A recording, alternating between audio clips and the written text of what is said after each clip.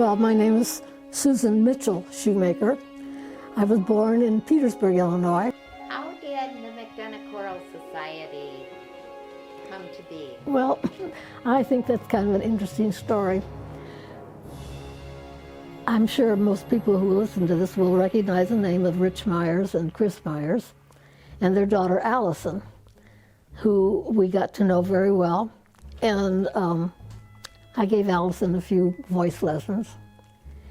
And then after she graduated from high school, she went to the University of Iowa.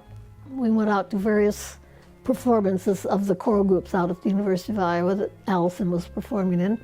One time she was just in a little small girls' glee club that was so fine. It was really nicely done. Anyway, one night coming home, because we just drove and would come home at night, Chris and Allison's grandmother, Martha Myers, were with us. And we were talking, and I turned to John, who was driving, and I said, why don't we get to hear any of these big works in Macomb? Because we have a university. And of course, nobody could answer the question. And so we just got to talking, and we thought, why can't we do that in Macomb? So, knowing my husband, we began to make inroads into this idea. So we had a little kind of a coffee group come to our house, like on a Saturday afternoon. There must have been 8 or 10, 12 people within the community that we knew who were leaders, who might be interested, maybe even singing, or ideas of if something like this is possible. So we talked about it, and it was all favorable.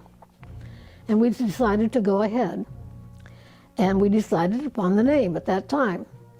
We didn't want to call it Macomb because we thought we might be able to pull in people from outside the city. So we called it the McDonough Choral Society. First rehearsal, we had no idea how many people would show up to sing. I mean, just no idea.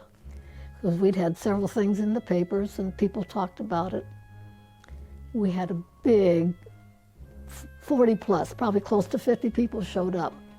And that was at the time when they were preparing the stage at the Methodist Church to have the seated risers. So we had to have our first rehearsal in the atrium at the church, which was not, and of course a lot of people didn't know what kind of a conductor I was because I had not done anything in this town, but of course I'd had lots of experience in the past, and all my high school groups always got superiors at contests, etc. So I knew what I was doing. Chorally, musically. But we were delighted when we had so many people. And then the next week, we were up on the stage there in the church in seated risers, and away we went. 2-hour rehearsal, 7 o'clock till 9 o'clock every Monday night. We had to have some money. We knew we had to pay the soloists. We had to buy the music. We would have to pay the accompanists, etc. So one night in the middle of the night, we were awake talking about it, and John says to me, he says, well, how much do you think we ought to put in? So I said, well, do you want me to tell? I said, probably $1,000 to start with. And of course, we were encouraged, at the time, we encouraged people to contribute if they would. And then Bruce Gardner gave us a nice $1,250, which set us up in pretty good shape, and then we had other monies coming in. And I think that first year we did send out letters to people in the community asking for contributions. I can't remember for sure, but John and I were doing all the legwork and the bookwork and all of that sort of thing. But anyway, we had plenty of money to get started with, and so that was a big relief because we had to have something to go on. There was just no doubt about it. The night of the first performance, we had no idea how many people would show up to listen to us. But they sang pretty well, considering, they only had September, October, November, and early December to rehearse and learn the music. And when I entered the stage, I couldn't see. I had lights in my eyes, so I didn't have any idea how many people were in the sanctuary. So when it came time for the instrumental solo, which we did on the organ, the symphonic poem, I sat down But I didn't look out into the congregation. I just couldn't have seen anyway. We had people sitting on the floor in the transept, shoved tight, tight, tight in the pews. The balcony was full. There were people in the atrium. There was Howard Hanson in the corridor. John said later, it's a good thing the fire marshal wasn't there, because that church was jam-packed with people. We couldn't have been more excited to think that we had that support already. And it's continued. How heartwarming.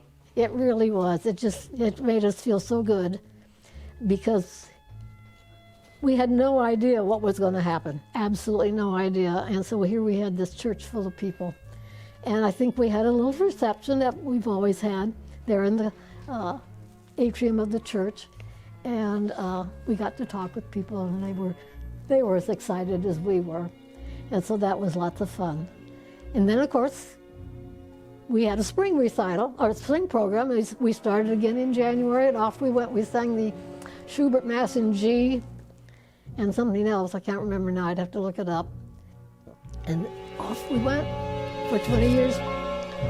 Oh, I think our people in our communities are hungry for good music, because the music industry really suffered during COVID, because we couldn't sing, we couldn't act, we couldn't play instruments, we couldn't do any of that. The churches lost their music, as well as both the professionals in New York City and all over the world. The professionals lost their ability and their dollars to come in for their support and what they live on.